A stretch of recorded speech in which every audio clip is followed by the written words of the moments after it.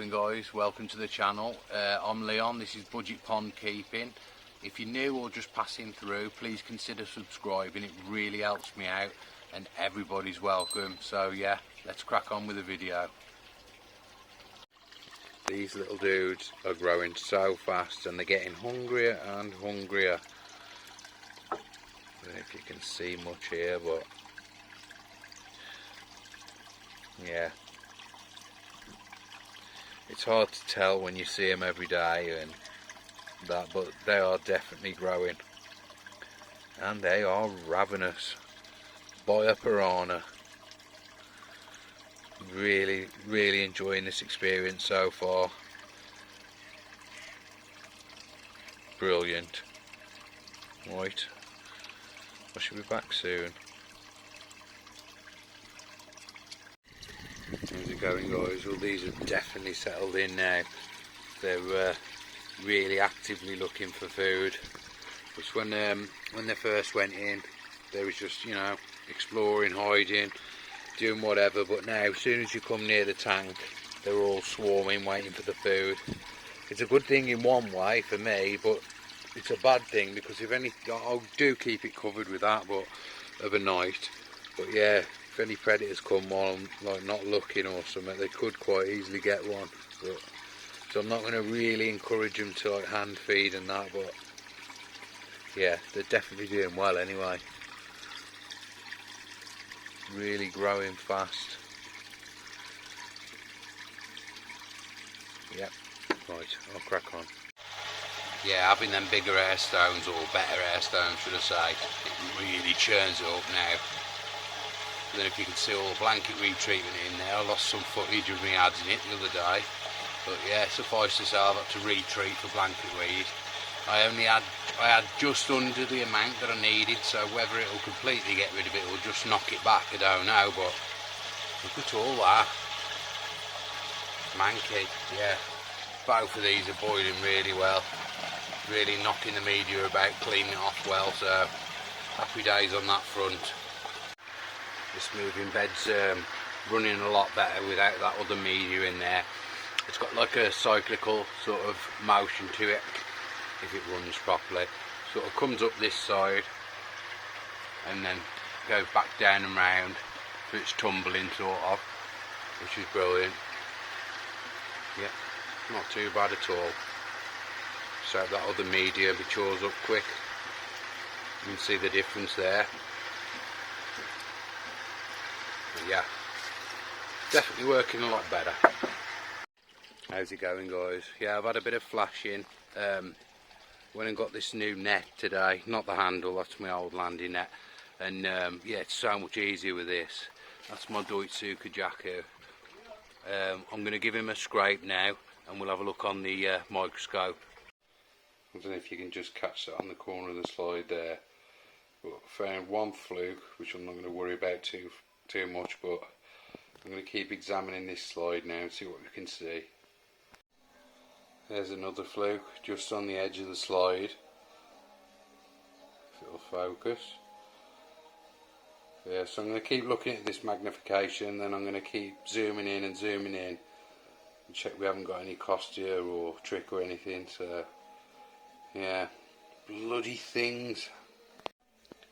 Yeah, so near enough every section of this slide's got fluke on it.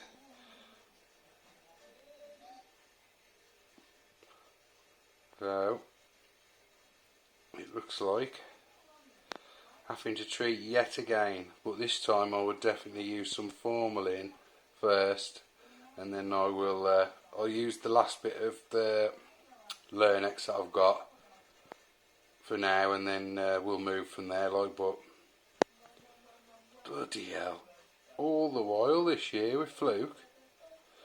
Right, I'm going to keep zooming in. Well, thankfully, I say thankfully, other than fluke, there's nothing else.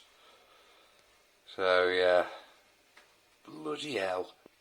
How many times have I treated this year for them? Absolutely ridiculous. Super flukes. Yeah, I saw Lewid put a video of this the other day. I used the same one, mate. Whoops. Yep, smashed my slide up. But yeah, Brilliant microscope that is if you're on a tight budget.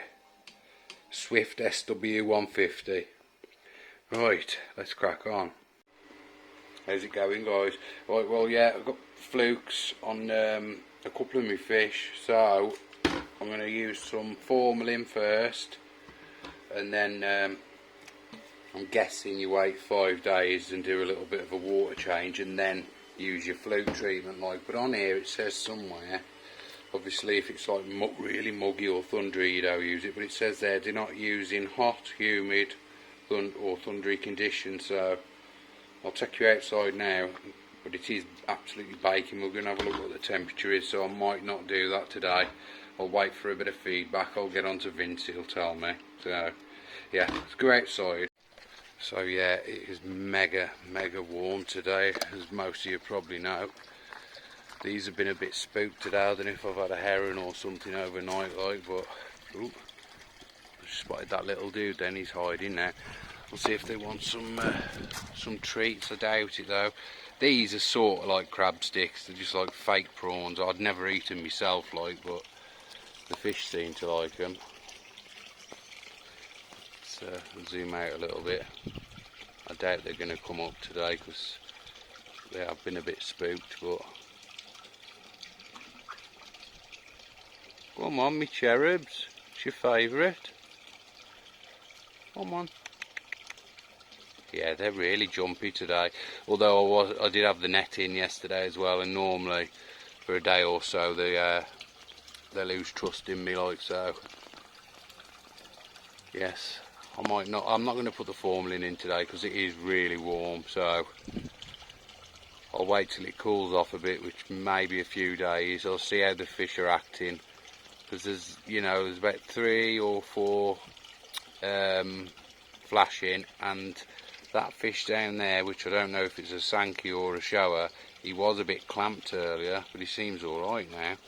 Let's zoom in, see if one of you lot can tell me if it's a shower or a sankey. The one with the red head, I call him the snake because if you look at his eyes, he's got like slits for eyes.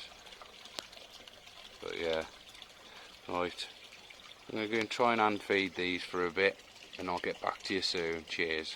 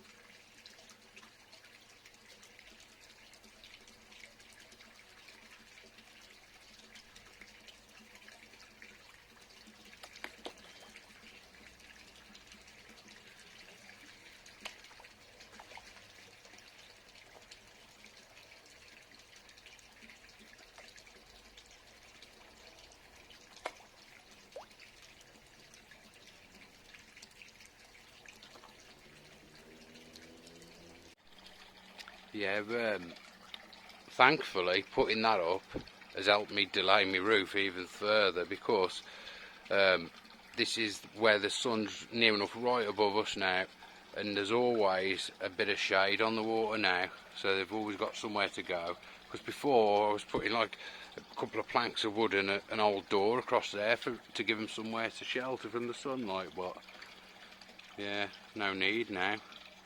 I will eventually get a roof on here, but as of now it's alright with that. As for now, should I say. But yeah, the water's looking good. I think that's knocked the blanket weed right back now. Just got to wait for this treatment to sort of come off the bottom. I do need to vac, but it's hard to see anything with the bit of blanket weed treatment stuck to the bottom. It's all white, so you can't see the bits. But yeah, these are all happy, except for them couple of flukes I found, a little bit of flashing, but I ain't going to jump and start treating them anyway. So right, I'll let them enjoy their dinner and I'll be back soon. Cheers. Right, how's it going, guys? Yeah, I've just been on the Dog and Bone to Vince from Twisted Koi. He said instead of using formalin to try PP first, so I'll strip the mucus down with a bit of PP, and then after 24 hours I'll add the fluke treatment, like so. Hopefully that nips it in the bud, but bloody hell, what an absolute nightmare. Yeah, I'll put a link to his channel in the description. If you're not already subbed to him, head over and give him a sub, say Leon sent you. But yeah, so well, we'll go down the filter house now. I've got a few bits to do down there, and I'll catch you when we're down there. Right, the blanket weed treatment's pretty much out of the water now, so we'll put some new floss back into the last filter. I mean, ideally this would be sort of polishing the water before it went onto that media, but well, possibly not, but all it's there for is just to get rid of the fines at the end of the filter run. So yeah, this is the one I use, the chunky one, and I'll just fold it in half, stuff it around the edges there, put that egg crate on, and then the brick on top of that. So yeah, I'm going to get this in and I'm back in a sec. Right, so that's the floss all in place. There's loads of bits floating about, like, but I ain't worried about that. I do need to give this a flush down. All I do, not that I clean this very often at all, I think I've probably cleaned it, what, twice at the most since this filter house has gone up. But yeah, all I do is I open the bottom, plumb it obviously out to soak away, open the bottom, let it all drain down, then I get a couple of buckets of water out of the pond, dunk them through the top, let it swill everything out, and then I set it back up to run. So yeah, that's that in there, all sorted. Got some filter fly larvae coming back, but I have been taking them off and feeding them to the fry because I love them. So yeah, speaking of that, let's go and take a look at the fry, see how they're getting on. Before I go, what I will do is I'll put in the earlier part of this video you probably see clips of the fry, which is probably from the 12th. So yeah, I'll add the dates to each clip of the fry so we know where we stand, like, yeah. So right, let's go and have a butcher's, eh? Right, back up at the fry tank now. These guys are absolutely ravenous. Just feeding them little and often. So yeah, I can't even see my screen, so I don't know how this is coming out, sorry.